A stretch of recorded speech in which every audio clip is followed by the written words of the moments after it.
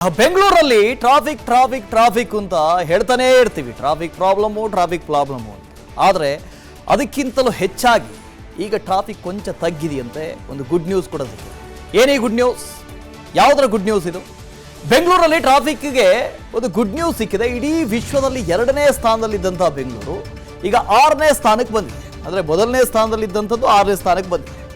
ಇಡೀ ವಿಶ್ವದಲ್ಲೇ 2ನೇ ಸ್ಥಾನದಲ್ಲಿ ಬೆಂಗಳೂರಿತ್ತು, ಈಗ 6ನೇ ಸ್ಥಾನಕ್ಕೆ ಬಂದಿದೆ ಅನ್ನೋದು ಇದೇ ಗುಡ್ ನ್ಯೂಸ್. ಗ್ಲೋಬಲ್ ಇಂಡೆಕ್ಸ್ನಲ್ಲಿ ಬೆಂಗಳೂರು 6ನೇ ಸ್ಥಾನದಲ್ಲಿದೆ ಅಂತ ವರದಿ ಕೊಟ್ಟಿದೆ. ಟ್ರಾಫಿಕ್ ವರದಿಯಲ್ಲಿ ವಿಶ್ವದಲ್ಲೇ ಬೆಂಗಳೂರಿಗೆ 6ನೇ ಸ್ಥಾನ. ವಿದೇಶಿ ನಗರಗಳಿಗೆ ಹೋಲಿಸಿದ್ರೆ ಬೆಂಗಳೂರಿನಲ್ಲಿ ಕಡಿಮೆ ಟ್ರಾಫಿಕ್ ಇದೆಯಂತೆ ಒಂದಷ್ಟು ನಗರಗಳಿಗೆ ಹೋಲಿಸಿದ್ರೆ. 2022ರಲ್ಲಿ ಟ್ರಾಫಿಕ್ ಸಮಸ್ಯೆಯಲ್ಲಿ 2ನೇ ಸ್ಥಾನದಲ್ಲಿತ್ತು ಬೆಂಗಳೂರು. ವಿಶ್ವದಲ್ಲಿ 2023 ವರದಿಯಲ್ಲಿ ಸಿಲಿಕಾನ್ ಸಿಟಿ ಬೆಂಗಳೂರಿಗೆ 6ನೇ ಸ್ಥಾನ.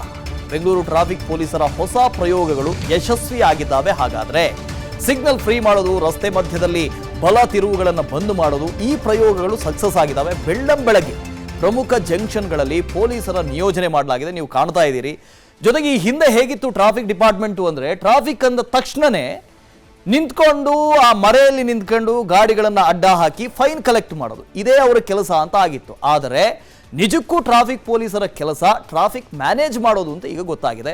2ನೇ ಸ್ಥಾನದಲ್ಲಿ ಹಿಂದೆ ಇತ್ತು 2022ರಲ್ಲಿ, ಈಗ 6ನೇ ಸ್ಥಾನಕ್ಕೆ ಹೋಗಿದೆ. ಆದರೂ ಕೂಡ ಭಾರತದ 4 ನಗರಗಳು, ಪುಣೆ ಆಗಿರ್ಬೋದು, ಮುಂಬೈ ಆಗಿರ್ಬೋದು, ಜೊತೆಗೆ ಬೆಂಗಳೂರು, ಒಟ್ಟು 4 ರಾಜ್ಯಗಳು ಈ ಪಟ್ಟಿಯಲ್ಲಿದ್ದಾವೆ. ಟಾಮ್ ಎಂಬ ಒಂದು ಅಂತಾರಾಷ್ಟ್ರೀಯ ಮಟ್ಟದ ಒಂದು ಸಾರಿಗೆಯ ಒಂದು ಖಾಸಗಿ ಸಂಸ್ಥೆ ಪ್ರತಿ ವರ್ಷ ಅವರ ಗ್ಲೋಬಲ್ ರ್ಯಾಂಕಿಂಗ್ಸ್ ಅನ್ನು ರಿಲೀಸ್ ಮಾಡ್ತಾರೆ. ಈ ವರ್ಷ ರಿಲೀಸ್ ಮಾಡಿದ್ರಲ್ಲಿ ಬೆಂಗಳೂರು ನಗರ 6th ಮೋಸ್ಟ್ ಕಂಜೆಸ್ಟೆಡ್ ಸಿಟಿ ಅಂತ ಬಂದಿದೆ. ಕಳೆದ ವರ್ಷ 2nd ಮೋಸ್ಟ್ ಕಂಜೆಸ್ಟೆಡ್ ಸಿಟಿ ಅಂತ ಆಗಿತ್ತು. So there is improvement of 4 places.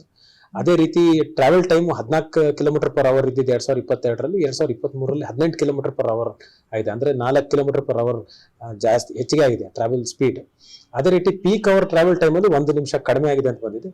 Top 10 cities ಅಲ್ಲಿ ಎಲ್ಲದೂ ಜಾಸ್ತಿ ಆಗಿದೆ, ಟ್ರಾವೆಲ್ ಟೈಮ್ ಕಡಿಮೆ ಆಗಿಲ್ಲ. ಬೆಂಗಳೂರು ನಗರ ಒಂದು ಮಾತ್ರ ಕಡಿಮೆ ಆಗಿದೆ. ಅದು ಹೆಚ್ಚುತ್ತಿರೋ ಜನಸಂಖ್ಯೆ ಮತ್ತು ವಾಹನ ಸಂಖ್ಯೆಯಲ್ಲೂ ಕೂಡ ಬೆಂಗಳೂರಿನಲ್ಲಿ ವಾಹನದ ಸಂಚಾರ ಸಮಯ ಕಡಿಮೆ ಆಗಿರೋದು ಬಹಳ ಉತ್ತಮ ಇದಾಗಿದೆ. ಇದೇ ರೀತಿ ನಾವು ಬೆಂಗಳೂರು ಇನ್ನ ಹೆಚ್ಚಿಗೆ ಒಳ್ಳೆ ರೀತಿಯ ಸುಗಮ ಸಂಚಾರಕ್ಕೆ ಅನುವು ಮಾಡಿಕೊಂಡು ಪರಿಶ್ರಮಿಸ್ತೇವೆ ಬೆಂಗಳೂರಿನ. ಅನುಕ್ಷಣದ ಸುದ್ದಿಗಳಿಗಾಗಿ ವಿಸ್ತಾರ ನ್ಯೂಸ್ ಯೂಟ್ಯೂಬ್ ಚಾನೆಲ್ ಸಬ್ಸ್ಕ್ರೈಬ್ ಮಾಡಿ. ಹೊಸ ಸುದ್ದಿಗಳ ನೋಟಿಫಿಕೇಶನ್ಗಾಗಿ ಬೆಲ್ ಐಕಾನ್ ಕ್ಲಿಕ್ ಮಾಡಿ. ಲೇಟೆಸ್ಟ್ ಅಪ್ಡೇಟ್ಸ್ಗಾಗಿ www.vistaranews.com ವೆಬ್ಸೈಟ್ಗೆ ವಿಸಿಟ್ ಮಾಡಿ. ಅಂಗೈಯಲ್ಲೇ ಜಗತ್ತಿನ ಸುದ್ದಿ ತಿಳಿಯಲು ವಿಸ್ತಾರ ನ್ಯೂಸ್ ಕನ್ನಡ ಆಪ್ ಡೌನ್ಲೋಡ್ ಮಾಡಿ.